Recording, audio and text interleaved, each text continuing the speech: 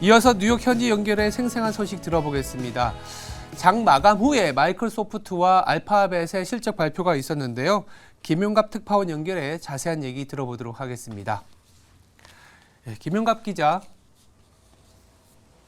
네, 안녕하세요. 네, 뉴욕 증시 마감 상황 정리해 주시죠. 네, 기업들의 강한 실적이 시장의 분위기를 주도하면서 뉴욕 증시가 일제히 상승 마감했습니다. 뉴욕 증권거래소에서 다우존스 30 산업평균 지수는 전장보다 204.97포인트, 0.62% 상승한 33,141.38의 장을 마쳤습니다. 대형주 중심의 S&P 500 지수는 전장보다 30.64포인트, 0.73% 상승한 4,247.68에, 기술주 중심의 나스닥 지수는 전장보다 121.55포인트, 0.93% 상승한 13,139.88의 장을 마감했습니다.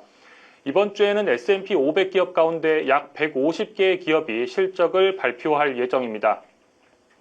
이 팩트셋에 따르면 S&P 500 기업 가운데 23%가 이미 실적을 발표했고 77%는 시장의 전망치를 웃도는 결과를 기록했습니다. 이날 장 마감 이후에는 투자자들의 관심이 집중됐던 빅테크 기업인 마이크로소프트와 알파벳이 실적을 발표했습니다. 먼저 조금 전에 실적을 발표한 마이크로소프트는 이익이 27% 증가했습니다. 매출은 565억 2천만 달러로 시장의 전망치였던 545억 달러를 크게 웃돌았습니다. 주당 순이익도 2.99달러로 시장의 전망치였던 2.65달러를 상회했습니다. 분기 매출은 전년 대비해서 13% 증가했고 순이익은 222억 9천만 달러로 27% 증가했습니다.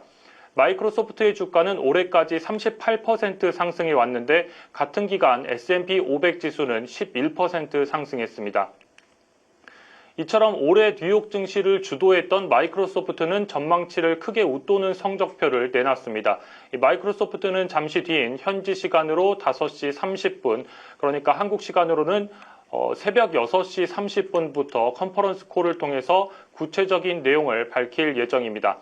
다음으로 알파벳도 조금 전에 실적을 발표했는데요. 알파벳도 매출이 11% 증가하면서 두 자릿수 성장을 보였습니다. 매출은 766억 9천만 달러로 전망치였던 759억 7천만 달러를 상회했고 주당 순이익도 1.55달러로 전망치였던 1.45달러를 웃돌았습니다. 특히 광고 수익이 증가하면서 매출 성장을 견인했습니다. 다음으로 버라이즌의 주가는 이날 9% 넘게 상승했는데요. 거의 15년 만에 1일 기준으로 최대 상승폭을 기록했습니다. 버라이즌은 33억 4천만 달러의 매출 그리고 조정 주당 순이익 1.22달러로 모두 시장의 전망치를 뛰어넘었습니다. 버라이즌의 이번 상승폭은 지난 2008년 10월에 기록했었던 1일 증가율인 10.1% 상승과 14.6% 상승 이후 최대 상승폭입니다. 다음으로 전기 트럭 업체인 니콜라의 주가가 오늘 9% 가까이 상승했습니다. 니콜라의 창업자인 트레버 밀턴이 회사에 1억 6,500만 달러를 상환하게 됐다는 명령을 받은 것으로 알려지면서 주가가 크게 올랐습니다.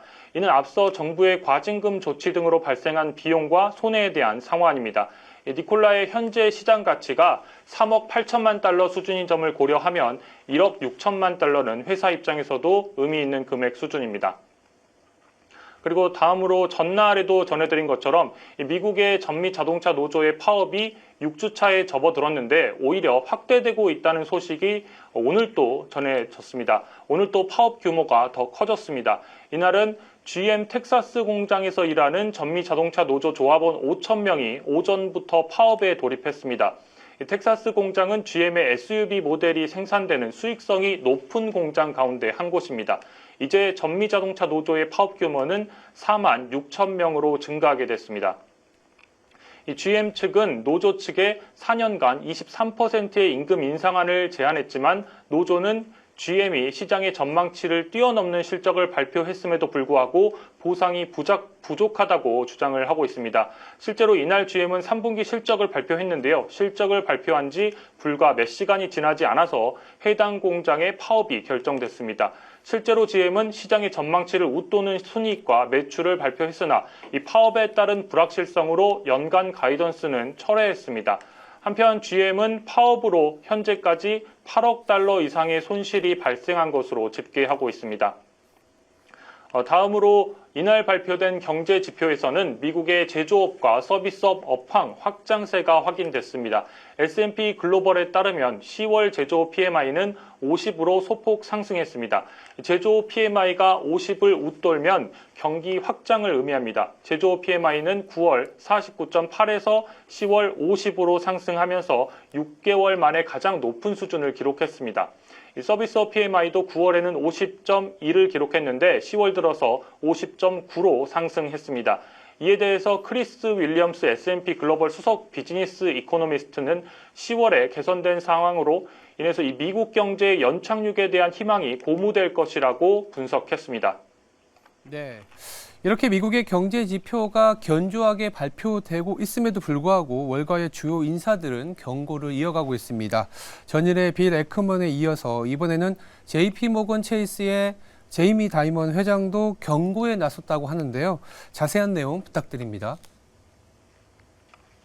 네, 그렇습니다. 소위 월가의 황제라고 불리는 제이미 다이먼 JP모건 체이스의 회장이 연준의 경제 전망에 대해서 100% 틀렸다며 경고에 나섰습니다.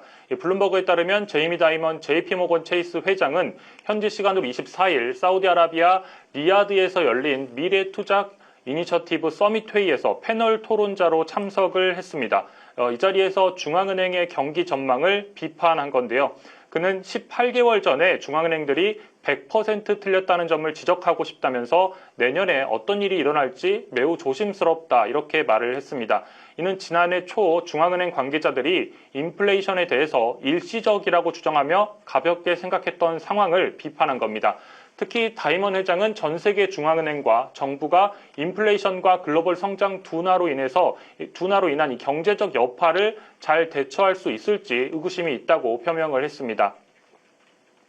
그러면서 현재의 상황을 정부의 지출 낭비가 심했던 1970년대의 세계 경제 상황과 비슷하다고 비유를 했습니다. 이어 추가 금리 인상에 대해서는 큰 의미를 두지 않았습니다. 다이먼 회장은 금리가 25bp 오르거나 더 오르는 것은 큰 차이가 없다고 생각한다고 말하기도 했습니다. 국채금리와 관련해서는 다이먼은 꾸준히 국채금리 7% 시대에 대비해야 한다고 경고를 하면서 그동안 추가 상승의 가능성을 이야기해온 인물인데요. 이날도 미 국채 수익률이 추가로 1%포인트 상승할 수 있다면서 사람들에게 대비를 하라고 촉구하고 싶다고 발언했습니다. 또 금융 외적인 분야에서는 기후변화에 대한 정부의 전략에 대해서 비효율적인 두더지 때리기에 비유했습니다. 한편 이날 패널 토론에는 세계 최대 헤지펀드인 브리지워터 소시에이츠 창업자인 레이 달리오도 참석을 했는데요. 그는 높은 수준의 공공부채와 무질서 등의 위험을 이유로 내년의 세계 경제 전망에 대해서 비관적이라는 우울한 전망을 내놨습니다. 지금까지 뉴욕에서 매일경제TV 김용갑입니다. 네, 간밤에 뉴욕 증시는 이렇게 비관적인 매크로 우려를 그래도 견조한 기업 실적이 극복한 하루였습니다. 이어서 뉴욕 증시 특징주 알아보겠습니다.